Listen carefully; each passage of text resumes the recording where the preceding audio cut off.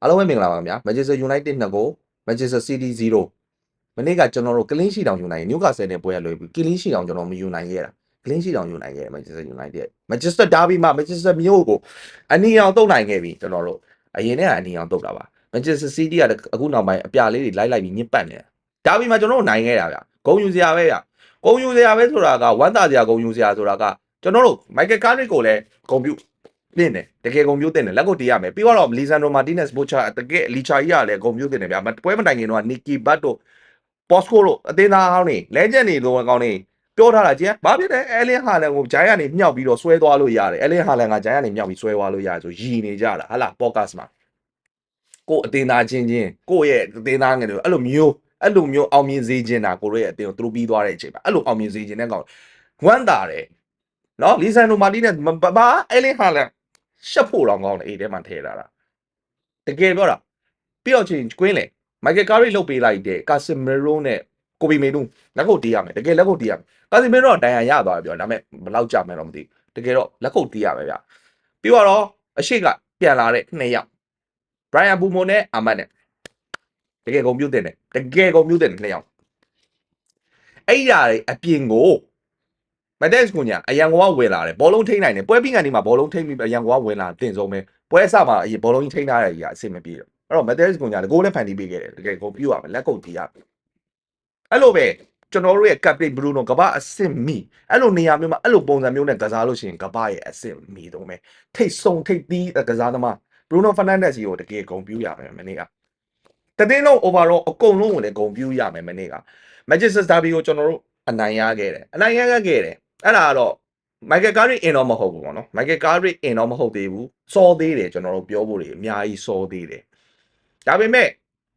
အဲ့ဒါတော့ပထမအဆင့်ပေါ့နော်ကျွန်တော်အနေနဲ့ဆက်ပြီးတော့ပွဲဖြတ်တာတော့မဟုတ်ပါတီဖြတ်တာပေါ့ပျော်သူများပျော်တွေတော့ဖြတ်တာတော့မဟုတ်ဒါပေမဲ့ကျွန်တော်တို့အနေနဲ့အမှန်တရားကိုတော့မြင်နိုင်အားမယ်ကျွန်တော်မြင်ရမှာပေါ့အဲ့တော့ဒုတိယအဆင့်အနေနဲ့ကျွန်တော်ပြောချင်တာကတော့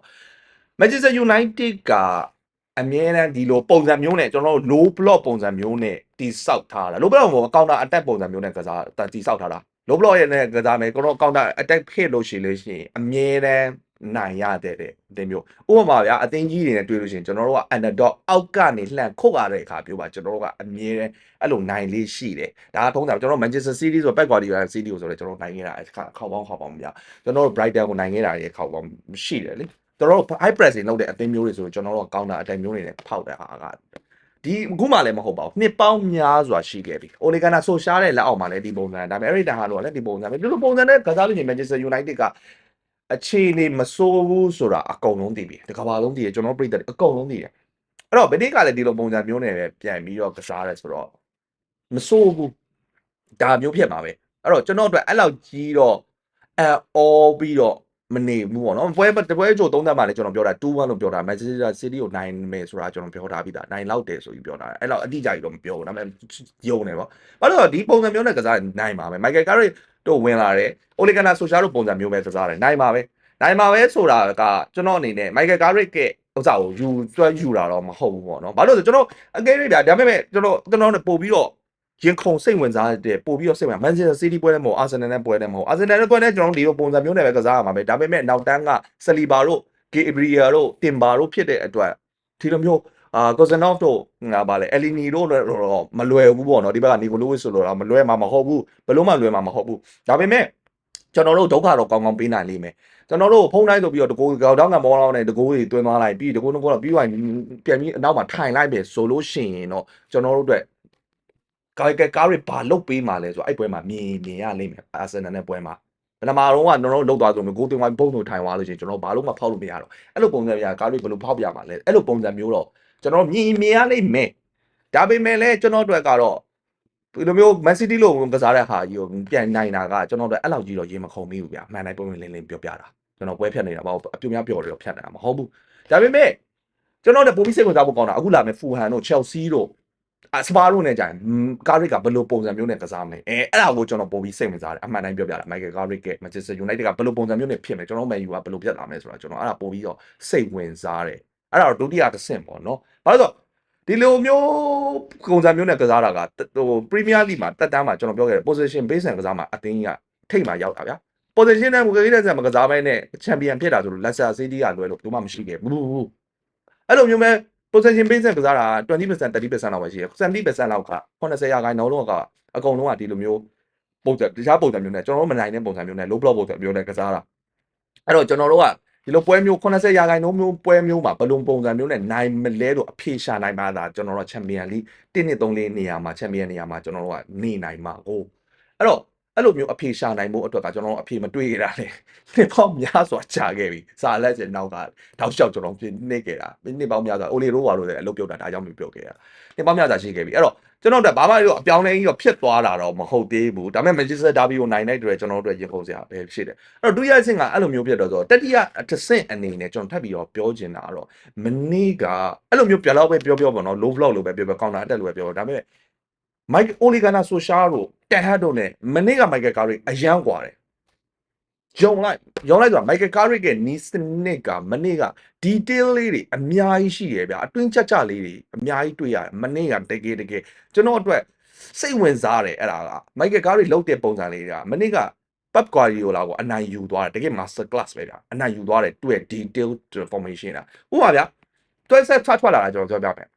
နောက်ဗီဒီယိုမှာတော့ technical breakdown ကိုတကယ်ဗီဒီယိုတူစားနေနဲ့ကျွန်တော်ပြန်ပြီးတော့တေချာလုပ်ပဲဒါပေမဲ့အခုကတော့ပြောမှာတော့ပထမဦးဆုံးထွက်လာတာက Manchester United ကManchester City က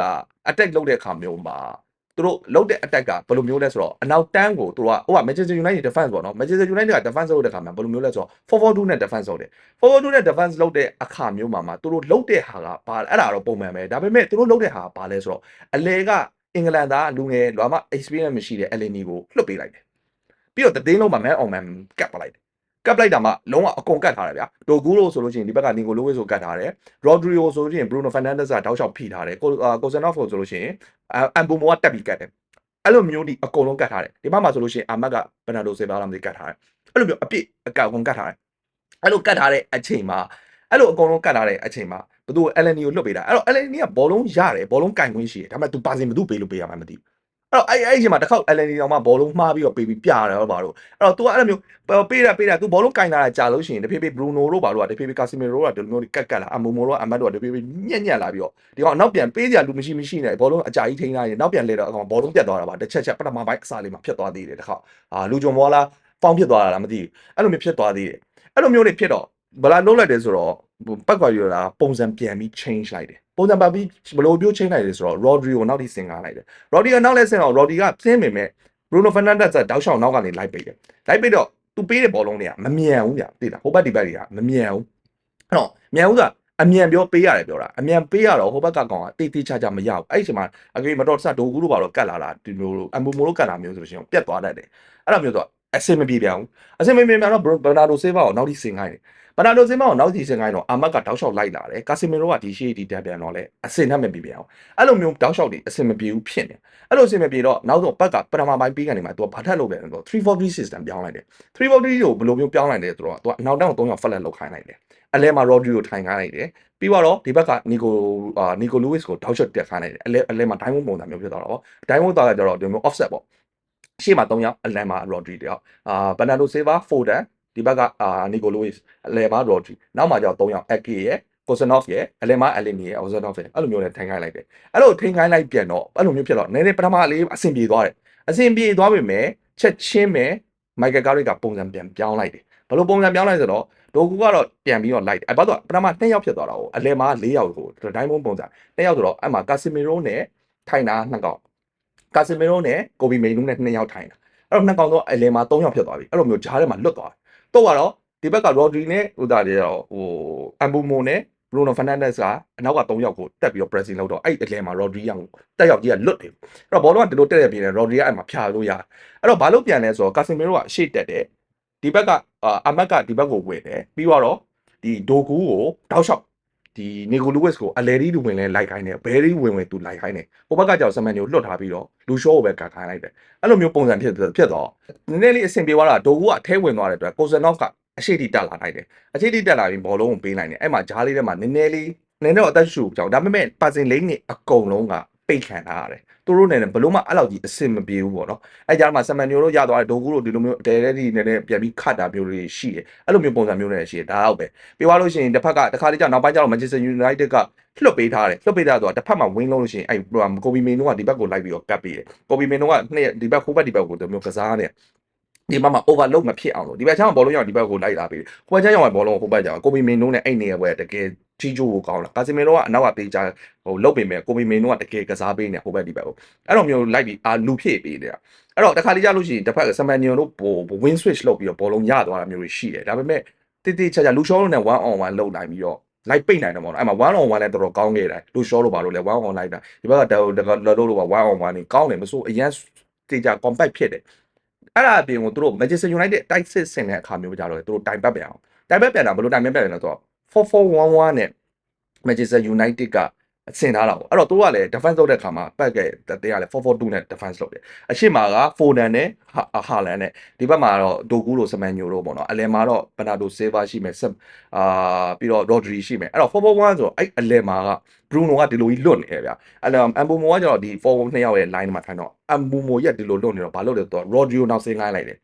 Bruno Fernandes ဆို Rodri ကိုဒီလိုကတ်ခိုင်းလိုက်တယ်အဲ့တော့ Bruno ကပထမမှာလွတ်နေမယ်နောက်ပိုင်းမှာလွတ်တော့ Bruno ကို Rodri ကန်ခိုင်းလိုက်တယ်ဒီဘက်ကဆမန်ညိုဒီဘက်မှာဘောလုံးရှိလို့ချင်းဒီဘက်ကဆမန်ညိုအလဲဒီတက်ပြီးစိမ့်ပြီးကတ်ခိုင်းလိုက်တယ်အဲ့ခါမျိုးတော့ဒိုကူးနဲ့လူကျော်လွတ်သွားပြန်အောင်ဟိုနီကိုလူဝစ်ဆိုတကောင်နဲ့ကိုနှစ်ကောင်ကိုင်းပြန်အောင်အဲ့တဲ့ခါမျိုးညဘာလုပ်ပြန်လဲဆိုတော့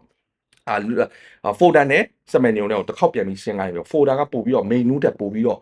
တွတ်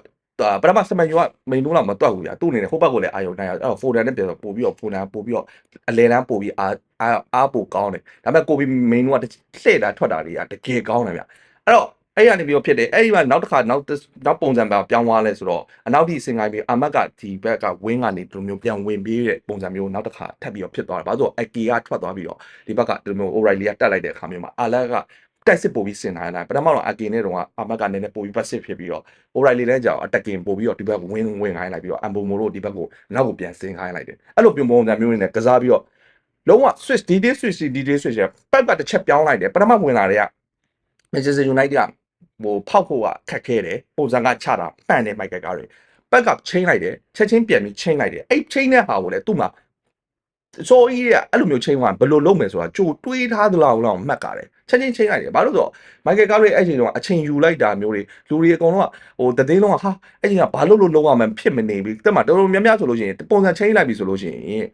ဒီကစားသမားတွေကကိုယ်ထဲမှာ9မိနစ်လောက်ကပုံစံလေးတွေကပေနေရောဘာလို့လုံးဝမဒီပုံစံလေးလုံးရင်သူတို့ခံလိုက်ရတာရှိတယ်လုံးဝ Manchester United ကမနေ့က Michael Carrick လက်အောင်မှာမနေ့ကတပွဲလုံးမှာပက်က3ခါလောက်4ခါလောက်ချိန်သွားတာတပြုံးမျိုးဘန်နာဒိုဆေးဗာပြောင်းလိုက်တဲ့ Rodri ပြောင်းလိုက်အဲ့လိုမျိုးဟိုနီကိုလိုဝစ်ဆိုပြောင်းလိုက်တယ်ပုံစံတွေမျိုးစုံပြောင်းသွားလိုက်ဖိုဒန်ပြောင်းသွားလိုက်ဆမန်ညိုပြောင်းသွားပုံစံပြောင်းသွားလိုက်ဆိုမှလုံးဝအချိန် delay မဖြစ်မနဲ့1မိနစ်လို့1မိနစ်အဲ့လိုချက်ချင်းအနောက်ကလည်းပြန်လိုက်ပြီးတော့ပြောင်းသွားပြီးတော့ပြန်ပြောင်းသွားပြီးအတင်းထဲမှာပြောင်းတယ်ဘာကယ်ကားတွေကအစောကြိုပြောထားသလားကိုလုံးဝကြိုပြောထားတယ်ထင်တယ်ဗျဘလုံးဝပြောင်းသွားတာအဲ့တော့ Michael Carrick ကမနေ့ကကျွန်တော်တို့တကယ်ကိုမထင်ထားဘူးဗျလုံးဝကျွန်တော်အစောကြီးရတော့တည်တယ် Michael Carrick ကဘောလုံးမာတဲ့ Middlesbrough မာတဲ့သူ့ရဲ့နီးစနစ်သူကနီးစနစ်ကိုအသားပေးနီးစနစ်ကိုအရန်တကယ် detail ဆန်တဲ့နီးပြဆိုတာကျွန်တော်တည်တယ်သူ့အကြောင်းလေးလိုက်လေးလာတော့နားလေဒါပေမဲ့အဲ့လောက်ကြီး brief လို့ကျွန်တော်မထင်ထားဘူးမနေ့ကကျွန်တော်တို့တော်တော်အောမိသွားတယ် Michael Carrick ကိုအဲ့လိုမျိုးနေလုံနိုင်တယ်ဆိုတာတခြားပွဲတွေတော့ကြည့်ရမှာပေါ့နော် Michael Carrick အခုချိန်မှာပကောက်တယ်လာရဲ့အဆိုင်ကိုထိုးနိုင်တယ် Michael Carrick ကဘာလို့ကောင်းမျိုးလဲဆိုတာဘက်ကသိမသေးကြသေးသိမသိသေးတာလည်းပါပါပေါ့နောက်ပိုင်းမှာသူ့အကြောင်းသိလာတဲ့ခါမျိုး Michael Carrick ကဘယ်လိုမျိုးလဲဆိုတာဘယ်လိုတွေလောက်တက်လဲဆိုတာသိလာတဲ့ခါမျိုးမှာတော့ဒါလေးတွေကနည်းနည်း balance ပြန်ဖြစ်လာမှာပေါ့နော်ဒါပေမဲ့အခုချိန်ကတော့လုံးဝမထင်ထားတာတွေဖြစ်သွားတာဗျာတကယ်အဲ့တော့မနေ့က Manchester United ကတကယ်ကျွန်တော်အတွက်ကအားရစရာဗျမနေ့ကအားရစရာဒါပေမဲ့ကျွန်တော်အနေနဲ့နားလာမဲ့ပွဲတွေကိုပို့ပြီးတော့မျှော်လင့်မိတယ်ဒါပဲပြောကျွန်တော်တို့ဒီတစ်ပတ်ကတော့ Manchester Derby မှာ clean sheet နဲ့နှစ် goal ဒါတော့ HG က2 point ဘယ်လောက်လဲမသိဘူးဗျကိုရီးအများကြီးရနိုင်တာ9 goal လောက်ထိပြတ်နိုင်တာတကယ်တော့စိတ်ချမ်းသာကြတယ်ကျေးဇူးအများကြီးတင်ပါတယ်နောက်ဗီဒီယိုမှာတွေ့ကြမယ်